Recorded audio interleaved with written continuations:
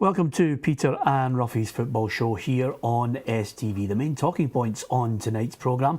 Martin Canning says he's learned valuable lessons from the 8-1 hammering the last time Accies faced Celtic at Celtic Park last season.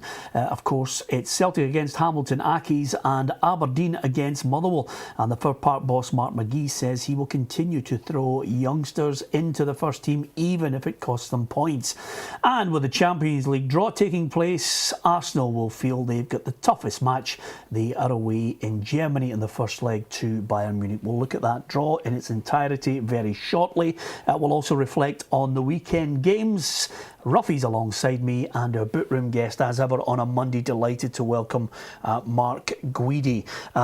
So what did we learn from the weekend's football? First and foremost, Ian Cathro went over to address Ruffy, the 1,000 or so Hearts fans who'd made the journey there, to say things will get better.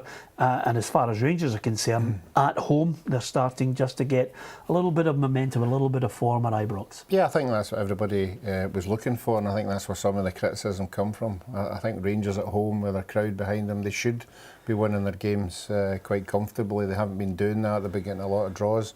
But I thought that game at the weekend all hinged on that big decision right at the beginning. Was it offside or wasn't it? I thought it was really marginal. I thought when the boy played it, initially Lee Wallace had played him onside, so it was a big shout. And you have to say, if Hearts had scored that, obviously the pressure might have been on Rangers a wee bit, but with Rangers getting the first goal, they just went on to win the game, because obviously Hearts had to try and open up and try and get something out of it, and they were just getting caught out all the time. But it looked a really good game. Yep, I think the general consensus is that Barry Mackay was certainly the man of the match. He mentioned that Rangers now have to try and replicate the home form away from home. Yeah, they've got to win big games away from home, Peter, but you look at that 3-game spell that Rangers have just had. Hearts twice and Aberdeen, 6 points out of 9 is not a bad return. 3 difficult fixtures, particularly when they lost the first of the 3 away to Hearts. So signs that things are on the up for Rangers at a good time of the season, just as we're coming into the busy period before the winter break. And if things are looking good, then it also enhances Mark Warburton's argument to go and stiffen things up, strengthen the squad during January. I'm not being dismissive, Mark. I mean, players have to believe, over the course of a season. I mean, there's a quote after it saying, they're still in the title race. Yeah. They can still win the league. I'm not so sure that's the case. I think Mark Warburton will just be trying to keep them on track, because the difference between what they have at their disposal and what Celtic have is similar to what Rangers used to do in the 1990s. Yeah, to be honest, it's night and day between the Celtic squad and the rest, including Rangers. Celtic are way ahead and will be for the rest of the season. So Rangers have next to no chance of winning the title. But the Rangers players have got to say the right thing. They can't concede in the second week of December. But deep down, they know they're in a 3-team mini league. Themselves, Aberdeen and Hearts. And it's all about trying to finish second. And if Rangers do finish second this season, I think that's a good return. Yeah. As far as the weekend's football, Ruffy, we were crying out for a goal. There weren't too many on show. Yeah, but I watched the highlights of all the games, and there was bags of excitement, there was bags of chances. Strikers, again, if you've not got a decent striker, you're not going to win games. We discussed that at the weekend as well, and that was the case in all these games. Every striker had a chance to win the game for their team, and they just couldn't take the opportunities that fell their way, and a lot of good goalkeeping as well. So although there wasn't many goals, I think the supporters enjoyed most of the games. Yeah, here's the results from the weekend in the Premiership, and I think, Mark, if anything, it highlights the fact that in the bottom 7 or 8 teams, it's cutthroat and no quarter given, and sometimes the fear factor of even losing a game. Yeah, well, I was at Dundee Ross County on Saturday, Peter, and there was a couple of great chances at the end. Marcus Haber had one for Dundee, and then Scott Baines pulled off a top draw save from Alex Schalk in the last couple of minutes. But I thought I could sense just both teams almost being kind of happy with a point, a little bit nervy, which is strange when we're only in December, we've not even reached the halfway point of the season. But with 3 or 4 points separating 7 teams, the good thing is that nobody's detached and nobody's lost their job, because usually there's one or two managerial casualties by this stage. So it's looking good, but it's certainly there's not much between them at all in terms of the quality of their squads. Yeah, absolutely. Of course, Celtic emphatically defeating Partick Thistle by 4-1 on the Friday night, and it's Celtic against Hamilton Accies tomorrow night at Celtic Park, and John Kennedy's been speaking ahead of that match, and I think the key for the Celtic assistant, obviously echoing the sentiments of Brendan Rodgers, is just to keep the momentum going. Yeah, that's the main thing. I think confidence is very high in the squad. You know, we've had a terrific run so far, but it's it's just keeping that momentum going and make sure we don't slip up, keep the standards high. You know, make sure everybody's switched on, ready to go. And when we've made changes in the team, the players that have come in have done really well. Fitting in the structure of the team and just carrying out the game plan as we've done so far this season. So it's just keeping the standards high, and taking each game as it comes, and hopefully that carries us through to the break. Whoever they seem to put in, Ruffy, they just seem to fit in, do a job, and see up people, as we witnessed up at Ross County. Yeah, and that's, as Mark said, they're so strong, and everybody that's coming in wants to be in, and you can tell, when they get a chance, they're taking their opportunity. The wee boy McGregor came on and scored, and that's where they're getting the benefit of them. But when you're at a football team and you're winning games, it's easier to keep that winning going and winning cups. It's when you're not doing particularly well you struggle. So I think the dressing room will be fantastic. It won't matter what player gets on or who gets picked. They'll think they can win every game. Yeah, well, I do have a certain amount of sympathy, Mark Guidi, for Hamilton Accies. Their fans could have a miserable Christmas, or it could be something a little bit of a surprise. They've got Celtic first of all, then they've got Rangers, then they're back to Celtic again, albeit at home at New Douglas Park, and then it's Aberdeen and Motherwell. I mean, the month of December could be a nightmare. Points are going to be hard to come by. Yeah, they could be for Martin Canning, particularly this week. Celtic tomorrow night, as you said, Peter. Rangers on Friday night at home. So, if they can nick a point or two here or there, then I'm sure that Martin Canning would be delighted. But what, as we mentioned, what he doesn't want, or any club doesn't want, they don't want to end up maybe 5 or 6 points adrift come the January break, because then that's when boards start to get twitchy and maybe changes are made. So I hope that everybody's still in the mix. Yeah, well, this morning I caught up with Martin Canning ahead of that game against Celtic. Into the draw specialist, I imagine you'd be happy with one tomorrow night. Yeah, I think so. Obviously, to go there just now is a difficult place to go, and if you can come away with anything from the game, it would be a bonus, if you like, given the golf and obviously and finances and the size of their squad as well in comparison to ours. And obviously for us this week, we've been up at Inverness Saturday, we've got Celtic Tuesday, and we've got Rangers Friday, so it's a big week with 3 games in 6 days. We obviously the size of the squad as well, but we'll manage through it and we'll get through and we'll go and give it our best shot. Yeah. Players like playing regular games instead of hectic training sessions, but that's pretty hectic for a manager to contemplate that run of games. As I think, it's because you can never plan for it. That's the thing, because you never know what's going to happen on Saturday in terms of picking up injuries. I don't know what's going to happen tomorrow night in terms of picking up injuries for the Rangers game now. So you can't really make plans until the game's over and done with, and you know where you stand. So it's difficult when you've got that many games in a short space of time. But I think Celtic done it last week. I think they played Celtic. They played on the Saturday, then they played Man City on the Tuesday, then they played Partick on the Friday night. So it's just the way the fixtures have kind of fallen. It just so happens for us that it's 3 difficult games, obviously, in that week. You've mentioned the quality of the sides that you're facing. I suppose not many people would fancy you to take too many points from it. As a manager, how do you try and lift the players? Because quite simply, this run is so crucial at the bottom end where it's tight. Yeah, it is, but I think when you look about the fixtures, it's not just us that have got a difficult run. Everybody's got difficult runs. If you look at the weekend, for example, obviously we play Rangers here on Friday night. I think Dundee go to Parkhead on Saturday. Partick Thistle go to Tynecastle on Saturday. Ross County have got Aberdeen, so every game's a big game, and there's so little between the teams that you've just got to go and compete and take your 90 minutes and look at what you're doing and do your job. And if we can do that, obviously tomorrow night's a difficult game going to Parkhead. We've got to go and compete and see if we can take something from that, and then we move on to Rangers on Friday night, which again is another difficult game. And if we can get through that one, then we get ourselves 7-8 days recovery time before we play Celtic again. All the people at Hamilton Accies are asking for you, Ruffy. You still think they'll get relegated? Well, after you've told me the fixtures that they've got coming up there, I think a lot of the other managers will be looking and saying to themselves, look, this is an ideal opportunity to get a couple of wins in here and get yourself away from the bottom of that league. I can't believe where they are with the wee run that we discussed on Saturday that they're on. I know a lot of them are draws and obviously they beat Aberdeen, you know, so all credit to them, they're always there or thereabouts, but I really do think it's going to be a hard shift for them this year. Yeah, okay. Just briefly, Mark, I've watched them, put up good performances, beat Aberdeen and should have beaten Hearts. Hamilton are good, can never write them off. They've got 2 or 3 really quality players in their team, but tomorrow night they could be in the end of a heavy one. Friday night's our best chance of picking up a point. Okay. Coming up after the break, we'll hear from Mark McGee. We'll also look at the Champions League knockout stage draw as well. Join us if you can.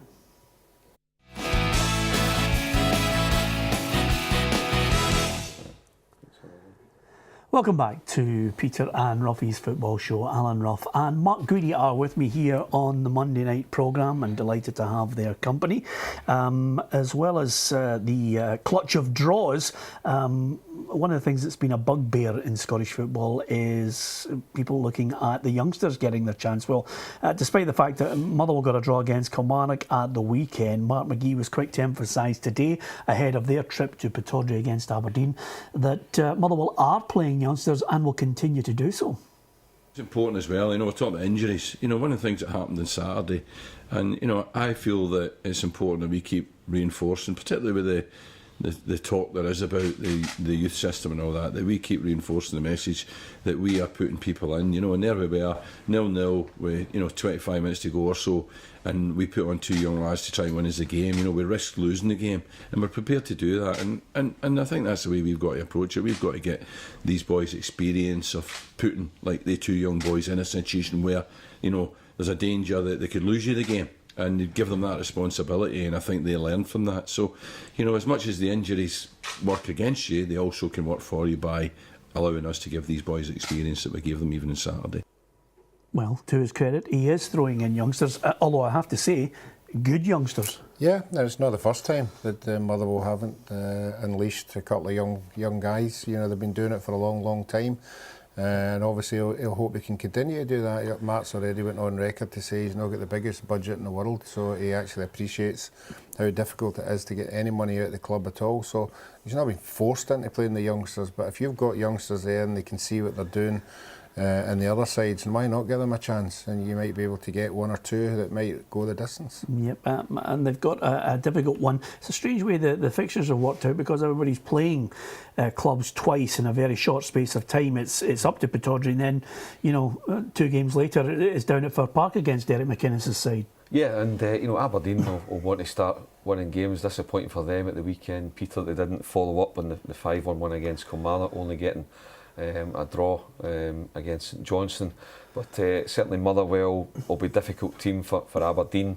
And I like Mark McGee, I like the way he goes about his business, and I like the players that he puts in the team. And the one stick out for me, not just in Motherwell, but possibly the whole country at the moment, has been Chris Cadden. I think he's absolutely terrific. Yeah, I don't see them being involved in the playoff or relegation, Mark. I think they're one that can pull away. Louis Malt is attracting a bit of attention from other clubs, as long as they can hold on to him. Scott McDonald has still got plenty to offer. So yeah, I agree with you. I think Motherwell will be closer to the top 6 in the bottom 2. Yep, here are those important fixtures taking place on the Tuesday night. Aberdeen against Motherwell and Celtic against Hamilton, and we will continue our build up to those matches tomorrow night on the programme, and then reflect on them on Wednesday. Okay, from Mark McGee and Motherwell, let's switch our attention to the Championship, because it's getting tight. Toby Obadiah got the all-important one for Dundee United in a slender victory, and Hibs managed to follow it up with a 2-0 win against Dumbarton. Yeah, it's really good at the top of the Championship, Peter. It's exciting, and both teams will be getting onto their board of directors to make sure they can strengthen next month too. So it'll be interesting to see how that pans out. But I think that one is going to go right to the wire. And if I could just touch on the bottom as well, sat here this time last week and said St Mirren are absolute certs to go down. There's no way back, and there they are.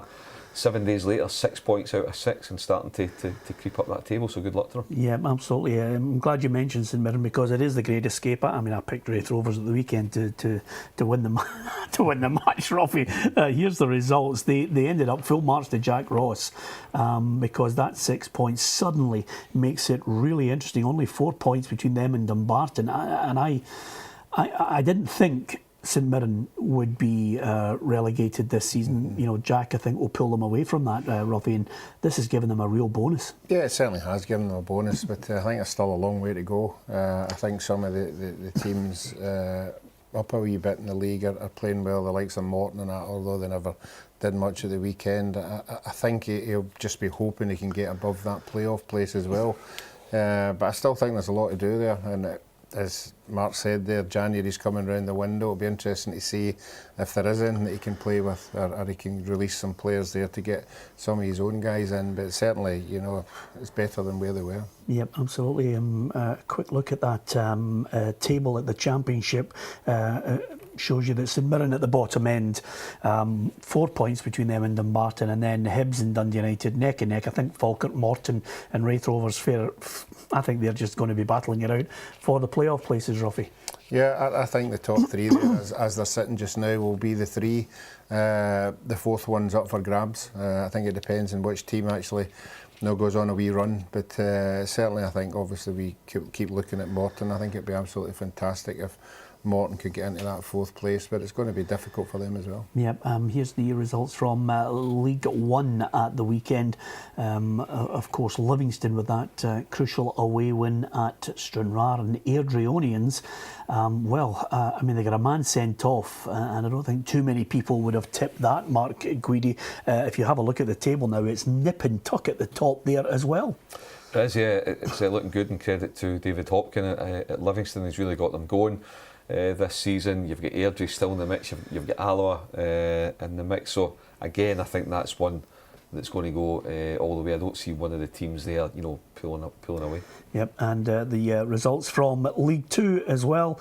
Annan with a good win, and the one that's screaming out there is of course Elgin City, still trying to go neck and neck with Forfar, as you can see from the table. And I think the defeat for Clyde will have been a sore one for Barry Ferguson's men to take.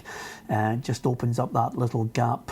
Still not out of touch, Elgin and Forfar are both just tucked a point ahead of Clyde and a couple behind Elgin City. So that's how it looks in all four divisions in Scotland. Of course, Champions League football always catches our eye. And if you haven't seen it yet, here's the draw for the knockout stages of the Champions League. And apart from the obvious, which is Paris Saint-Germain against Barcelona, 3 English teams involved. I'm almost certain that Arsenal Bayern Munich is clearly the toughest one there, but I'm almost certain that Claudio Ranieri must have some Irish blood in him somewhere, because he's got the luck of it. He's got Sevilla. I mean, Sevilla no mugs, yeah. You know, but I think he might have actually been happy with that. Yeah, I think when you look at some of the teams that they could have been paired against, Sevilla's not a bad one, and it gives them a good chance. Second leg at home as well, so you know, I think that Claudio Ranieri will be very happy, and particularly on the back of a good result on Saturday in the league, albeit the games aren't until February, but some tasty ties in there, Peter, and I think Real Madrid Napoli is one that's caught my eye too, but I think Arsenal might just pull off a shock and knock out Bayern Munich. Yep, oh, there you are. That would be a major shock. Ruffy, what do you make of that draw? Yeah, I think you're right with Arsenal. That's the big one. PSG are obviously allowed me to take 2 teams this year. They were my second side after Atletico Madrid. So I think Atletico's got a reasonable tie there. But I just got a feeling this year. I don't know why. I just think it's not going to be one of the big sides. The Bayerns, the Real, the Barcelonas. I think one of them will get the final. Yeah. For me, I just think it's going to be a different team this year. Yeah. Not one of the expected ones. Yeah, Man City or something. Yeah, I think something will come out. Something. Yeah, or a will be PSG or an surprised, a Atletico. PSG or something like that. Yeah, which is why I think you can understand, Mark, why we let him have two teams in the first place, because I'm just one of these third and fourth choices. he'll hardly many In the reserves. semis. Well, it's part of his I'll have to contract. wait. Robbie reserves the right to change his mind hour by hour. Oh, I'll have to wait and see which one gets knocked out. Absolutely. And just on that point, I mean, now they don't have 2 months, Leicester. They can concentrate on getting away from the bottom end of the table, which I think they undoubtedly will. Yeah, I think they'll pull clear, and obviously with that result on Saturday, albeit Manchester City are shambolic at the back, and the goalkeeper's just a guy that can't win them points. I think that's the thing that's going to come back to haunt Pep Guardiola this season, is the decision to play Claudio Bravo. Yep, I can't see Man City winning the Champions League, Ruffy. Listen, I might be bowing to you at the end of it all. Two quick things I want to get your thoughts on before we say farewell. Manchester United got Saint Etienne in the Europa League, and Ghent will face Spurs, incidentally. Just quickly on this one, James McCarthy frightening off English clubs at £15 million. I think that would frighten off Celtic. There's been a lot of speculation. Well, Brendan Rodgers, if he can only bring in one player in January, he wants a top draw central midfielder, attacking midfielder, almost like a number 10. So certainly a guy in the midfield would fit the bill. McCarthy, top draw player. 15 million? Celtic can't pay that. Okay, there you are. Top draw player, and then Mark just telling you he's not coming. Maybe a loan deal. Yeah, maybe a loan deal, absolutely. From Ruffy, Mark and myself, good night.